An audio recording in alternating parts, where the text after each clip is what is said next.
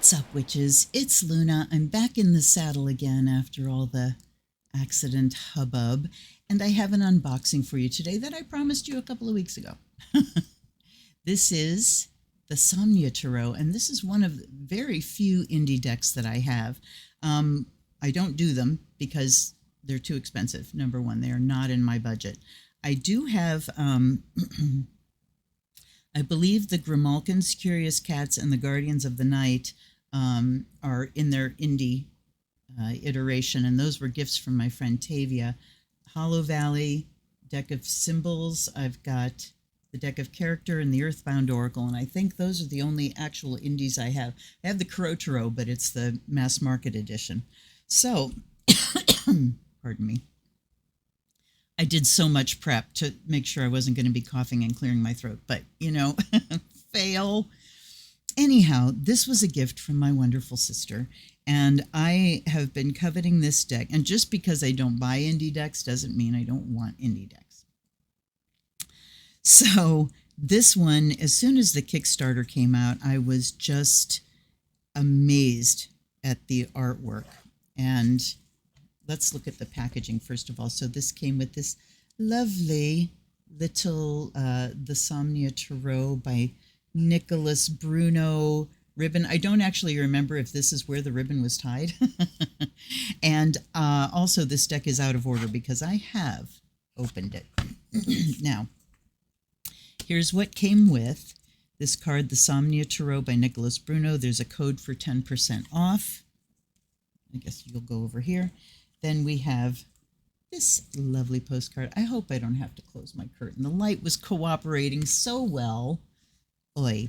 This says, "Thank you for bringing my project to life, Nicholas Bruno. It's lovely to have a handwritten..." Oh, balls. Nice to have a handwritten card. Then I have the same card, but this one says, "Explore the world of Tarot through the visions of Nicholas Bruno, an artist who transforms his dreams and nightmares into surreal imagery. Each artwork within the Somnia Tarot showcases Bruno's work within the media." Okay, grammar police. Sorry, it's my Mercury in Virgo conjuncting Pluto. I will argue it to the death. Medium is singular, media is plural. So the media of photography, sculpture, and costume design. The Somnia Tarot is comprised of a boxed set of 78 full-color cards and an information booklet. At Somnia Tarot, at Nicholas Bruno, somniatarot.com, nicholasbrunophotography.com, lots of sources there. And then we have this collage. And this one says, "Thank you for bringing my project to life. I hope the Somnia Tarot offers you inspiration for years to come. If there are any issues with your order, such as damaged packages, missing items, misprints, please contact me anytime, and I will make it right for you. I will personally ensure that you are taken care of. You can reach me directly at info@somniatarot.com. As a self-employed artist, I strive to provide the best experience for my supporters." So this is another reason that I really do love the idea of indie decks, is because it cuts out the middleman. You know, artists can create what they create, but this here shows one of the drawbacks of publishing your own deck, being your own publisher, and that is you're the one that has to deal with the business, everything else, the printing of, the logistics of all of that, the customer service of all of that. So, of course, there are upsides and downsides. Biggest upside is we get to see this fabulous deck, and he didn't have to waste time going to publishers with it. I can't imagine he wouldn't have been picked up, but... So this lovely organza bag, beautiful two-part box. This is reminiscent of Masons, of the Mason symbol, but there's a B there, so I assume it's for Nicholas Bruno. Same on all fronts there. Explore the world of Tarot. Let's see before I read this again. Yes, this has the same thing that was on the back of that second card. So, and the copyright is 2021. Now, it says, 78 cards and an information booklet, and booklet is definitely what it is. It's very small. We have special thanks to a whole gang of people. And then let's look at the introduction here. My first exposure to tarot came from childhood in the basement of my grandmother's home. I discovered that the tarot deck that belonged to, no, okay, in the basement of my grandmother's home, I discovered the tarot deck that belonged to my great-grandmother, Yaya. Now, I will say I'm shooting this on a Mercury retro, so forgive my teeth and my tongue. In secret, I would climb up a high shelf and retrieve the deck, which was hidden among her other antiques and trinkets. Because I was forbidden to touch the cards out of superstition, it made them even more alluring to my childhood curiosity. Growing up in a Greek Orthodox family, superstitions and traditions were commonplace throughout all aspects of my life. Each time I visited Yaya's cards, I became increasingly more captivated by the imagery within them. This peculiar memory followed me into adulthood, where I would soon discover tarot in a new way. Through this series, the tale of the classic tarot is told through the mediums of photography, sculpture, costume design, and dream journal recordings. Various characters and symbolism from sleep paralysis experiences are woven together to express the diverse themes within the tarot. The conception of the Somnia Tarot began during the early stages of the COVID-19 pandemic and was completed in late November of 2020. I mean, that's right there stunning to me that he created this work in such a compressed time period. Each photograph was created within the marshlands and shorelines of Long Island, New York. The characters within the series are portrayed by self-portraiture, my family members, and close friends. I hope that the Somnia Tarot will empower you to dive into the depths of the subconscious, where you will discover the gilded treasures that rest just beneath the surface. So, the most amazing thing about this deck to me is that it is photography. Photography, sculpture, costume design. There's no after photoshopping. I'm sure there's editing, you know, of the quality of the photos and the light and contrast and all that kind of stuff, but not adding images, no AI, none of that stuff. So let's look at this deck. Get it out the box. No surprises in the box. It's just regular old cardboard color inside.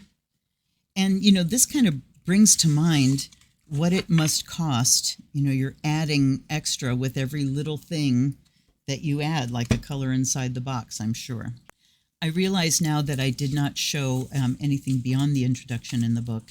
So we go to the major arcana, and you see we just have keywords. So there's 6 keywords for each thing, and then we go to the minors, and we have the same thing. We've got like 4 keywords for the minors, right?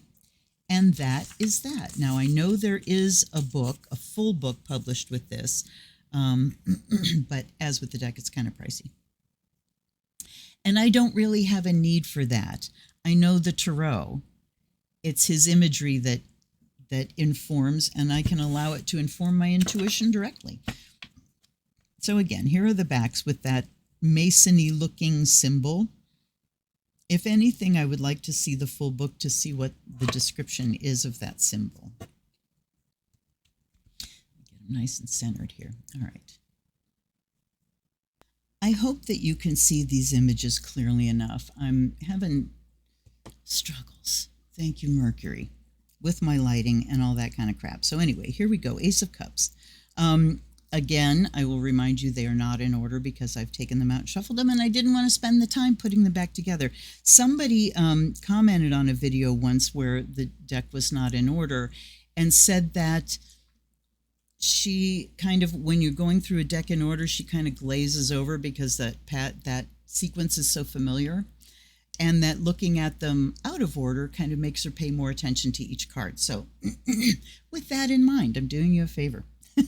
So here's Ace of Cups, and we see the buckets here. In the booklet, I noticed we've got, what is on everything? I don't know how things are getting wet. We've got candelabras for wands. We've got the sword. We've got the bucket, and then we have the compass. So that is a compass, and that is his symbol for earth. All right, for pentacles. So we've got this hand turning the crank.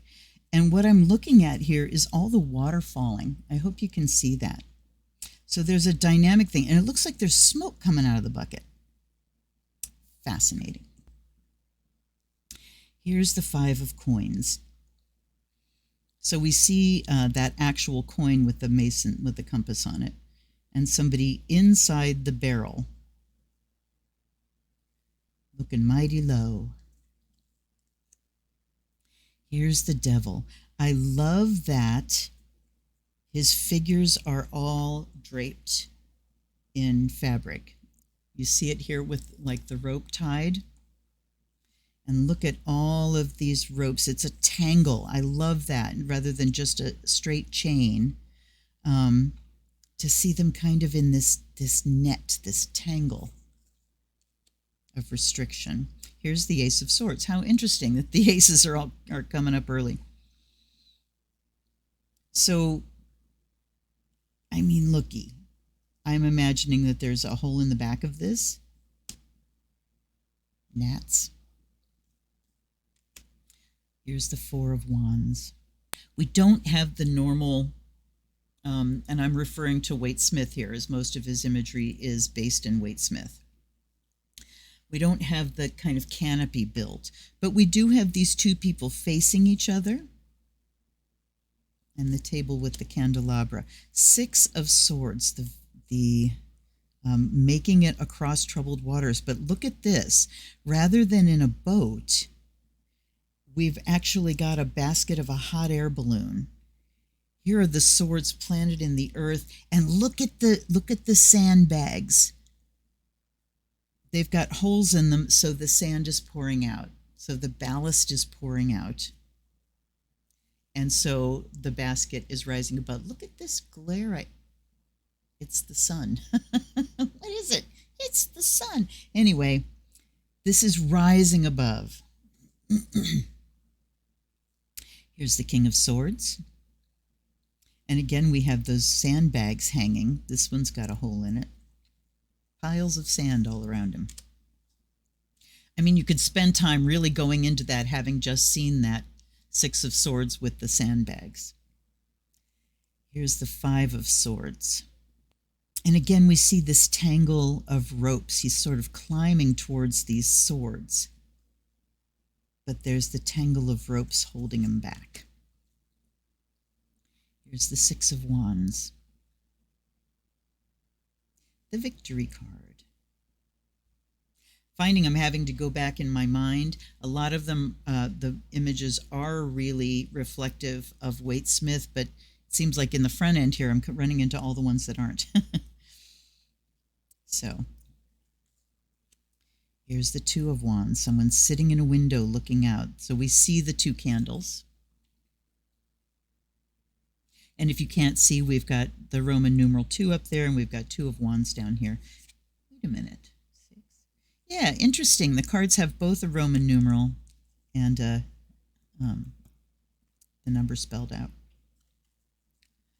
And now we have the star.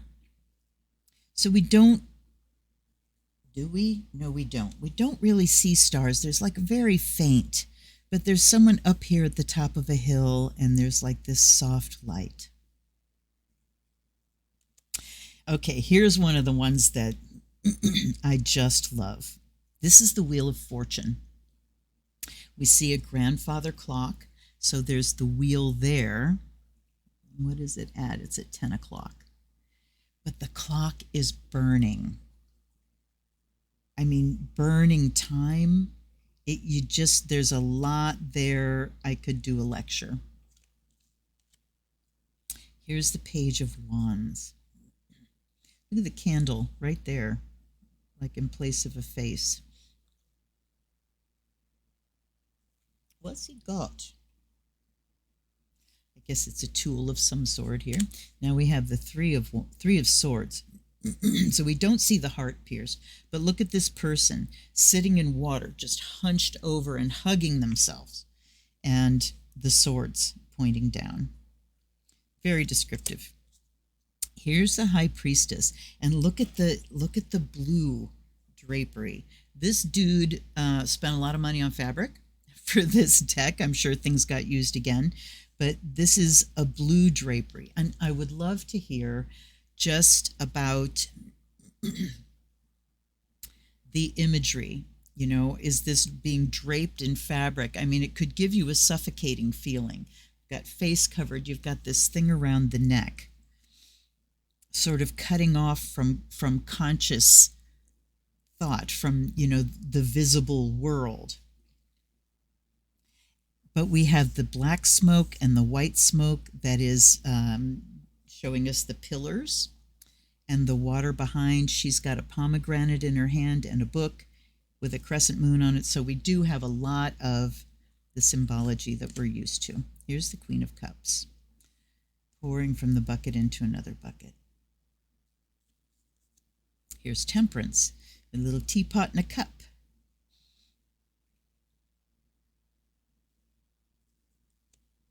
The Chariot. So we have someone sitting in the chariot holding a lit candle, and look at the people in the water. I mean, I want to pause for a second here to say well done to the models. Modeling seems to most people to be the easiest job possible. Oh, you just get dressed up and you sit there while they take your picture. What could be easier? I'm here to tell you it's grueling. It's absolutely grueling. Having done video work in bands, having done just straight up modeling work in the past, it is grueling. It's hot. You have to, you know, hours and hours and hours under lights, and yeah. And then put a thing over your head and around your neck and put you in water and you can't see what you do. I mean, this is just above and beyond. So much respect for those models. Here's the Three of Coins.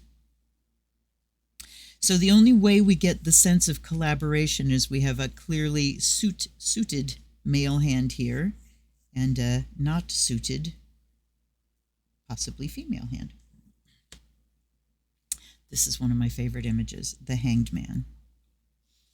I mean, like I said, just imagine getting this shot set up. So you know there had to be a ladder involved. But to hang there, and I love that it is set up so you see the reflection in the water. It's just incredible. Seriously incredible. And how we managed to do it on overcast skies all the time is also incredible. Here's the Seven of Cups. So we see these 7 buckets hanging, and there's a different thing in each one. There's a little growing plant. There's a, I can't really see these. There's a face. There's money. I have to come into the bright light. There's a fire. There's clouds. Books.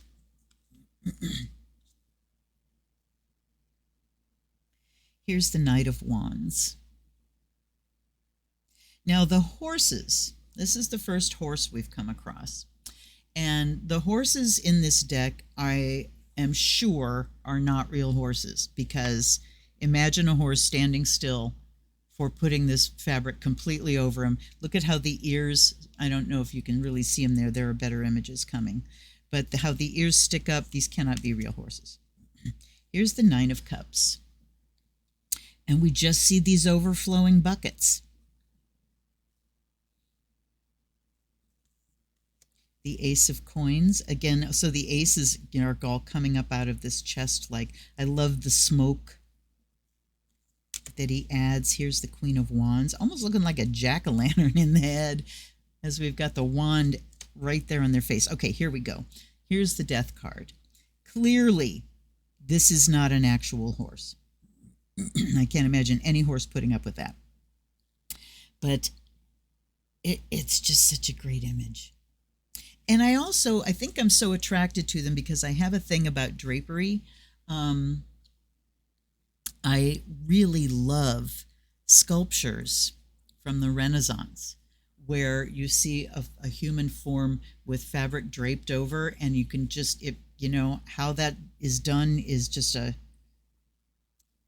certain kind of magic that is unknown to me. Here is the Eight of Swords. So we do see the blindfold. She's got her back to us. She's tied up. Open your eyes, baby. Then we have the Knight of Swords. So that, you know, all of the horses are in the same standing position. So you know they had to just get us a horse. Here's the Knight of Swords. So you cannot see the knights actually, you know, in movement. I can live with that. Look at this. Here's this horse on top of this wall. And the person sitting on the horse, look at the fabric. It comes all the way down the wall. So mad props to the model, willing to sit on top of this wall with fabric covering their head, and that fabric's heavy. I can tell you that much. Just amazing. Here's the Seven of Swords. Okay, so rather than just, you know, having all the swords and sneaking away, he's got this chest on his back with the swords sticking into it. So you get this idea then of the burden of this action, this thievery. You know, what are you really getting away with? Here's the Eight of Wands. I love this one too. So, you know, how could you photograph 8 wands flying through the air? Well, he's done it. He's made them candles, and he's put them on a candelabra, and the candelabra is swinging, and I love, love, love his imagination. Here's the World.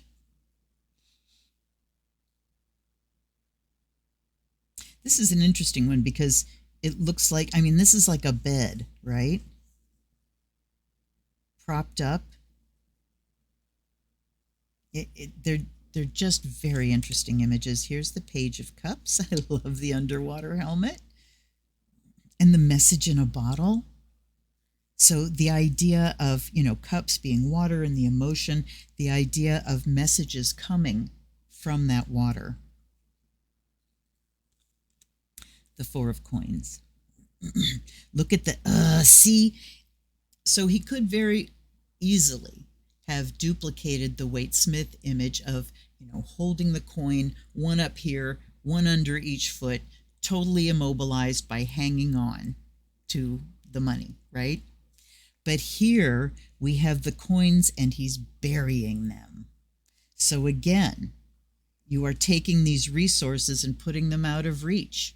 In the interest of making it stay, you've made them inaccessible and useless, basically. Here's the Three of Cups.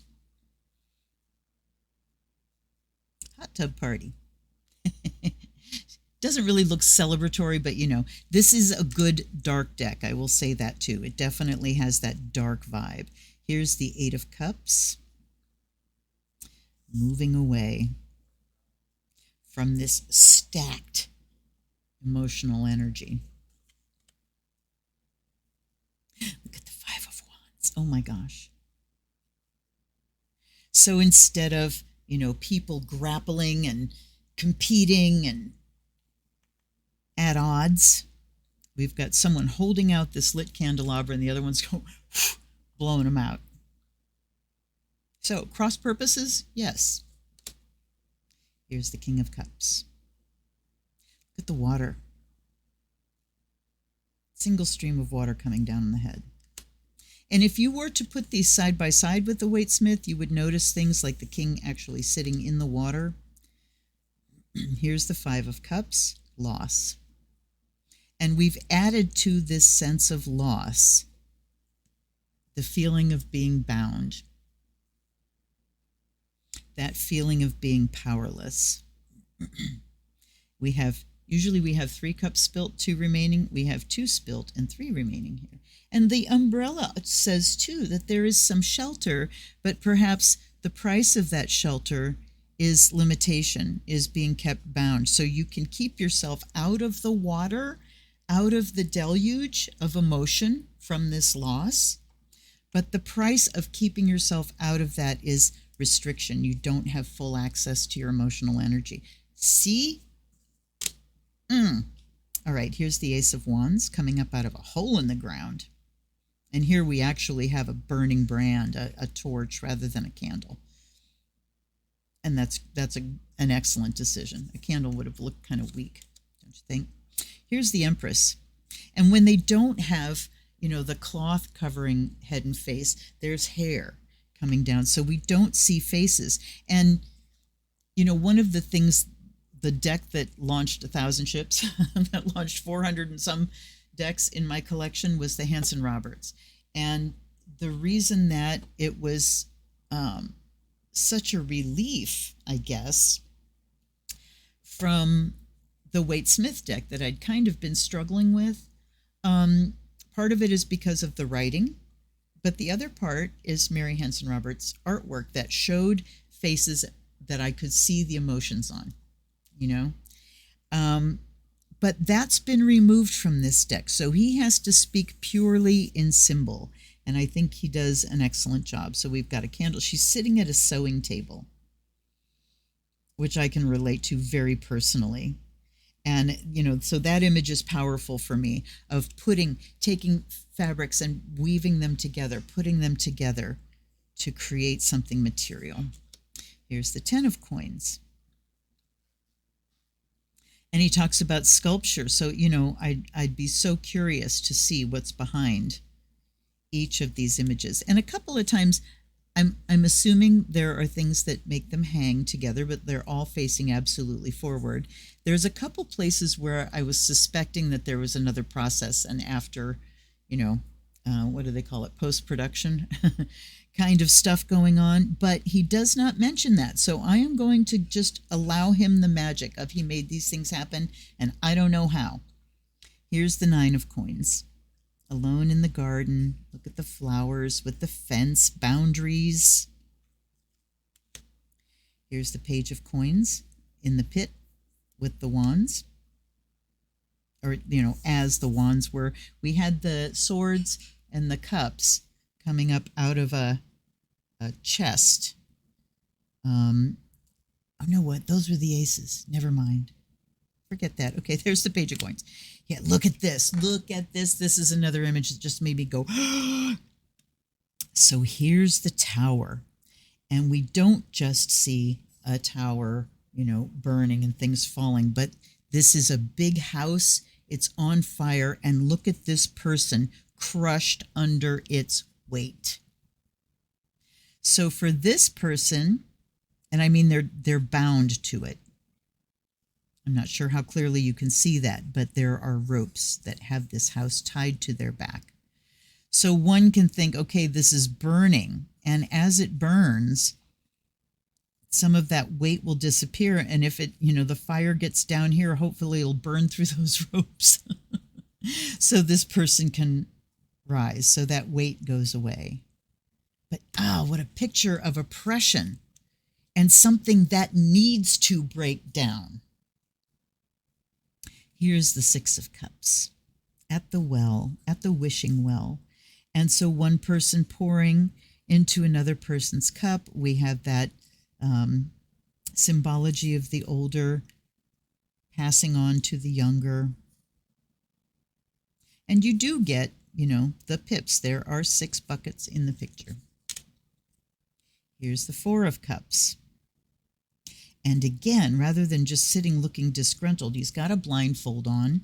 He's got this yoke on his back. Looks like his hands are tied behind his back. His legs, is that rope? No, his legs are free. But he's got this burden, and he can't see where he's going, and he can't use his hands. And he's coming towards these 2 buckets that have a rope stretched between them. So he's going to trip very soon. And, the thing is, we can't see that his hands are tied. So what I imagine here is he's trudging along. If he just chooses to stand up and throw off that yoke, the emotions that are weighing him down, he would be able to remove the blindfold and see that he's about to trip over even more that he hasn't acknowledged. Here's the Knight of Coins. You see that horse again. And the Knight of Coins has a bag. I don't know what's in his bag. Let's just take a peek. If there's any, of course, he doesn't describe them. So let's see. Persistence, integrity, intrigue, and responsibility. So, I don't know. What's in the bag? You tell me. What do you think? Here's the moon. Look at this. So we see that little crescentish moon in the sky and somebody crawling up out of the water. So rather than like the wolf and the dog and the crayfish and that, we've got a person coming up out of the watery realm and climbing to reach that moon. Here's the 7 of coins. That's a very familiar image on this trellis with things growing. It's kind of looking away from those. So this, I get more of that feeling of, yeah, I've worked hard and it's bearing fruit, but I'm too tired to enjoy it, sort of thing. This is one of the ones that makes me go, hey, what the fuck? How'd you do that, bud? There's got to be a structure in here somehow. But here's the 10 of Cups. It's a wonderful image. So the cards where there would have been a lot of people, and 10 of Cups is certainly one of the peopliest cards in the deck, if not the peopliest card, if I think about it. So he just eliminates the people altogether, and then we get kind of a pip card. Here's the 10 of Wands, which another great, great image of the person sitting way down. There's all this stuff hanging over their head. And it's also binding them to it. And we've got like a hangman scaffold. Here's the Queen of Coins. And the Emperor, look at that. So yes, the buck stops here. And we can see, you know, how these things, here's this huge chair. Now it's draped in cloth. He uses the same props over and over again. Look at the fabric spreading out in a pool. So he too, oh man, all right. So what's the Emperor card about? Decision-making, authority, power. It says the buck stops here. You have the power to make this choice. It's your responsibility to make this choice. So authority, responsibility, that double-edged sword. And here we have the Emperor sitting with an anvil hanging over his head, the weight of the world hanging over his head. But what holds the cord? He does. He's the one that's holding it. So as long as he takes on that responsibility, I am responsible for all of this weight, then he keeps it from falling on his head. It's just amazing. Here's the Magician. So we have the symbols of the elements. He's holding the wand. We see a book, and then the others are kind of tied. And he's ascending some stairs. So that wonderful idea of you've got the basic elements to move on up. Here's the 7 of Wands, standing your ground. Look at that. I do love the torches. Here's the Fool. So we don't see him stepping off a cliff, but he's going out an open window, stepping out of an open window, and he's got all this stuff tied to him as well, and he's holding a pair of scissors. Here's the 10 of Swords. So the swords are piercing this trunk, and we see someone, this hand says, maybe trying to climb out from under. Here's the Hierophant, that huge chair again. The fabric. How do you get pieces of fabric that big? Here's the 3 of Wands, and it doesn't look like light fabric. It looks like it's pretty hefty. There's the 3 of Wands. Looking forward into the future. It's like things have been launched and they're in motion. It looks like they could be sitting in a boat that's moving. Here's the Justice card.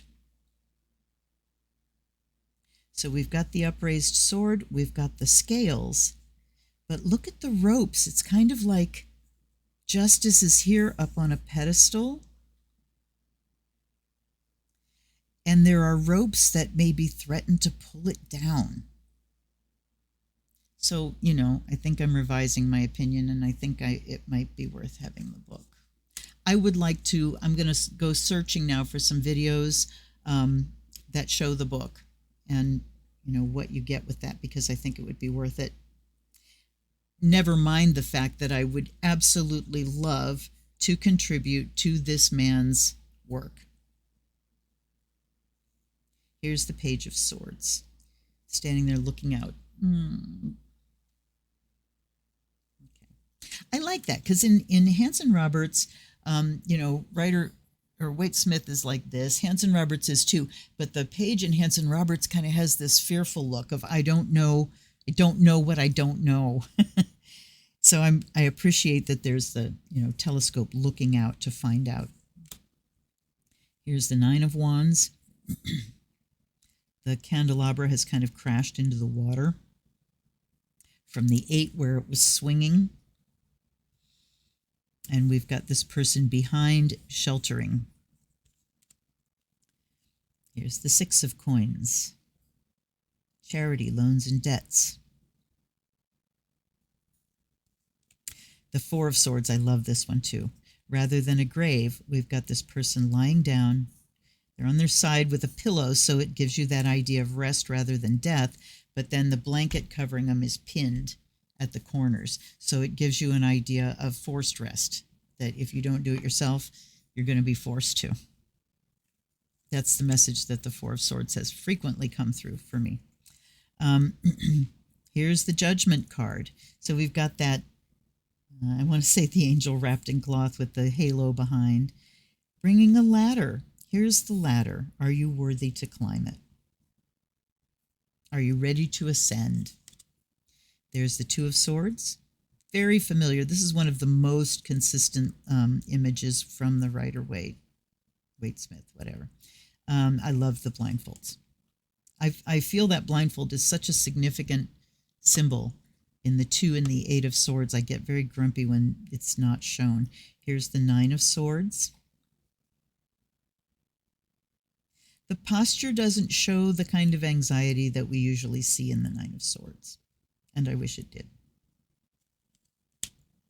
Look at this. Here's the 2 of Coins. So, yeah, couldn't get somebody that knew how to juggle, but check this out. I mean, come on. It's incredible. Here's the Strength card. I've got to put it in the sun. You guys can see things a lot better than I can on screen. So it's like a bear trap. There's these big, and she's trying to pull it. She's pulling it open. Here are the Lovers with the blooming tree and the burning tree. What's she got behind her back? They're holding things behind their backs. And there's a ladder and the smoke. Here's the Knight of Cups with our Hosi again. And he's pouring the water out. So maybe the Knight of Coins is just a bag of coins he has. Here's the 2 of Cups. Look at this. Framed by the water cascading down. And again, this is one of the ones that makes me go, how'd you do that, bud? Inquiring minds want to know. Here's the Hermit, standing rather than up on a high mountain, standing on this rock in the middle of breaking waves. I love it. The Queen of Swords. Holding out this cloth. Again, I want to go side by side at some point. Here's the 8 of Coins. That is another very familiar image. The King of Wands. And it looks like, okay, so they're holding these things, the wand thing, candle holder in their mouths for the courts. The Courts of Wands, and here's the King of Coins.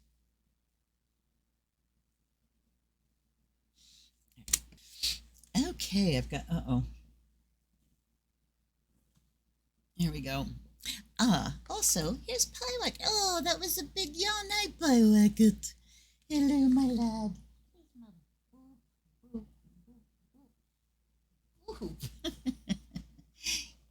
Pyewacket, my lad, is here. Oh, another big yawn. Oh, you make people so happy, Pyewacket. So, here we go. This is the part I'm not really looking forward to. Well, the blessing I'm looking forward to, but the shuffling, I'm not, because it is a difficult deck to shuffle. You can see it's rather chunky and cannot hold the whole deck like this. So, let's get the blessing going, huh? Then we will worry about the fussing. Blessing before fussing. And, you know, regardless of cardstock with this, again, we're looking at the work of an artist, and I just have so much respect for anyone, come on, that puts the time and effort into something like this. And, you know, the fact that this came about pretty much because of the pandemic gives this a special energy as well. So you can tell, you know, all of these cards where people are bound, and just the whole thing of, you know, being covered in cloth. Well, okay, revelation that all the mask wearing had to have that effect on him. Amazing. So again, by air and fire, may you be purified and charged.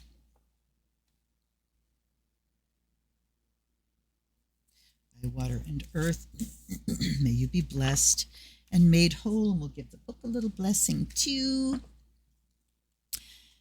And by the sound of the bell, fair warning.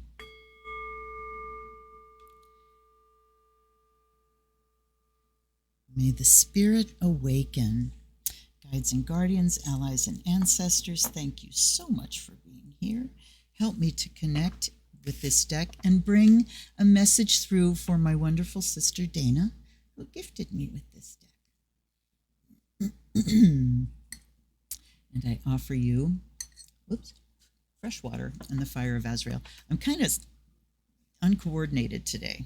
Again, thank you, Mercury. But it's also because both of my shoulders are just causing me a great deal of pain.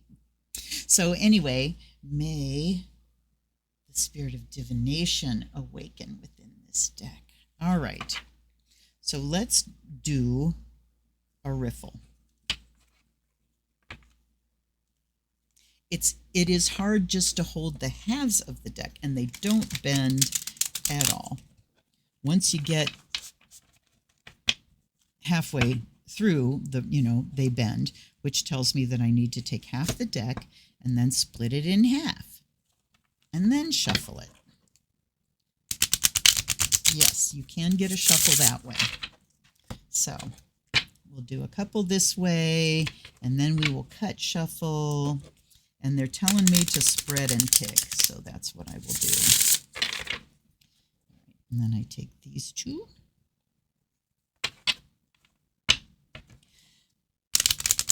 And I'm holding back the urge to bitch about cardstock right now.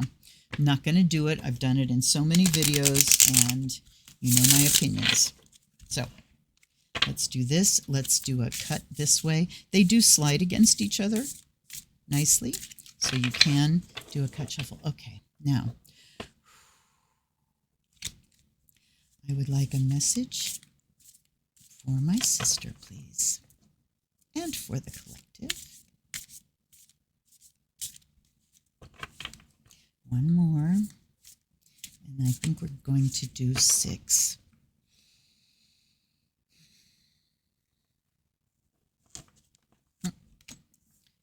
Keep my eyes closed.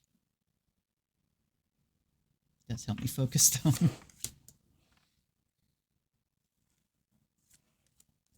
All right, let's start with the first 3. And we've got 4 of Swords. We have the Fool, and we have Justice. Okay. So,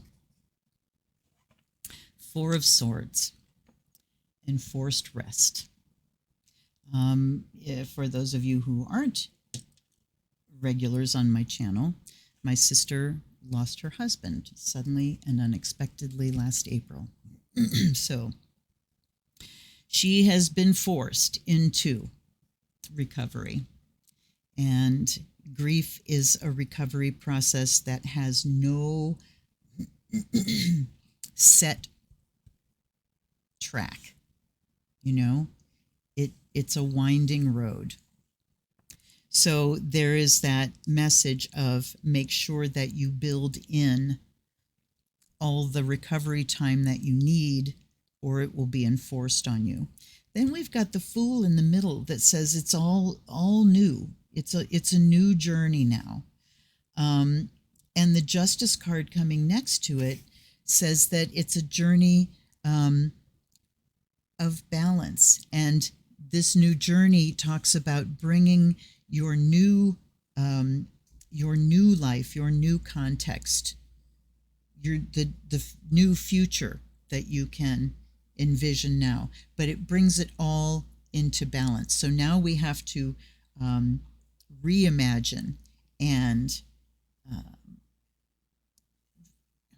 you have to start fresh. What is it I want now?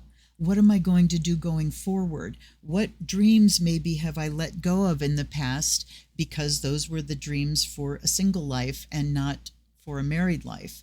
And look at what I have to do now, what new adventures, what new paths do I have to take in order to bring things back into balance. And I do want to go to the book and read the keywords he has here. Four of Swords says tranquility, introspection, solitude, and meditation. How interesting. How interesting. Okay. So we don't have the standard meanings of like an illness or recovery from illness, something like that. Okay, Fool. New beginnings, leap of faith, instinctual dreamer, wanderer, innocence. The leap of faith is the big one here, that it's, you're setting off into uncharted territory. And along the way, you need to make sure that there's, what's the word I want? The ecology of it, the congruity of the things that you're choosing to do with, where you are in your journey. All right, let's just keep going here. Oh, didn't look up justice. Fairness, integrity, truth, representation, correction, karmic balance. So yeah, correcting that course, and not just leaping into the unknown without some kind of knowledge, without looking through the options and saying which one fits me best, which one is mine, Okay. Integrity too. Okay. Out of 4 cards, 3 majors. And so, yes, this is big life stuff. This isn't just the ordinary day to day. This is big life. Emperor, paternal, order, protector, principle, rigidity, responsibility. So the Emperor showing up here says now it is solely you that gets to decide what happens in your life, and all from the day to day to the long term stuff. The buck stops with you now. There's no one else to consider. There's no one else to ask. There's no one else to compromise and negotiate with. And then we have King of Cups. So King of Cups to me talks about emotional mastery, which means that I am so at home in my feelings that I can allow them to flow, but they don't knock me off course. They don't own me. I own them. I respect them. I remember telling kids at Hogwarts that your feelings belong to you, but they aren't who you are. And, encouraging them to change language from I am angry, I am sad, to I feel angry and I feel sad.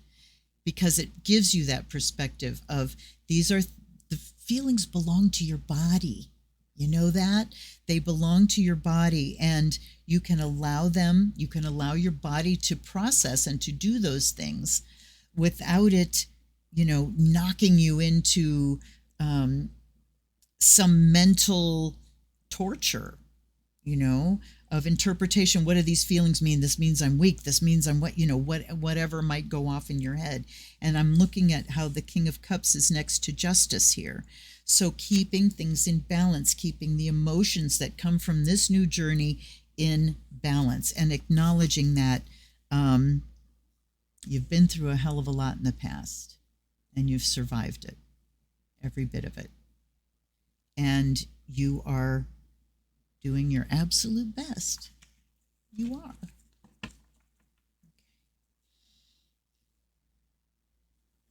And final. Okay, interesting. 7 of Coins comes up for the end. And did I read the Emperor? No. Yes. Did I read King of Cups? I don't think so. Emotions, honesty, passionate feelings.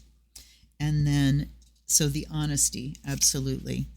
Not having to cloak emotions in other things, because they can compound. When you interpret emotions through a filter of shame, it compounds the emotions that you're trying to get away from. That was a good message. Thanks, guys. Okay, 7 of Coins here. Cultivation, successful routine, visible results. Successful routine and visible results. Boy, do I love those phrases. So this is where, too, you bring your day-to-day activities into routine, and you're doing this. So you guys know my sister is doing yoga every morning. When she was here, we would get up every morning and do a mala of Tara mantra because she made me this incredible mala. So getting the routine set up, the self-care routine that supports you through your day. And when you have those successful routines, then things grow. You see the results of them are visible, and you're already seeing these, talking about how yoga has helped and helped strengthening. And yes, I need to get going, I know, but 3 majors, 1 coin, 1 sword, 1 cup. So what are we missing here? We're missing wands. It's not time to start a new project and creativity and all that, although I know you're doing that, and that's good too. But the emphasis here is on taking care of your mind, and this card talked specifically about meditation. So adding in, like the Kelly Howell things where you're doing some visualization for the future, or even just the music that allows you to fully relax and sort of drops your brain into new frequencies. And then the cups here, it's saying you are doing the best you can. You're this kind of grief is familiar territory, and you are doing the best anyone could with it. And you are building your routines, and the results are showing themselves. So I hope all the rest of you got a message from that as well. I love this deck. I love this deck. I am so grateful for it, and really looking forward to working with it going forward as well. So what do you guys think? What do you think of the Somnia itself? What do you think of indie decks in general? What is your impression of all the drapery and the fabric? I mean, that little insight into pandemic and the masking. I would love to have that verified. I'd love to know, if that was fed into it. Certainly what I see. So anyway, let me know. Let's engage in a conversation. And I will see you soon on a live stream Wednesday nights. Most Wednesday nights. A lot of Wednesday nights. It's been a rough summer, you guys. Anyway, hit that like button on your way out. Subscribe if you hadn't. And I will see you next time. Till then, blessed be.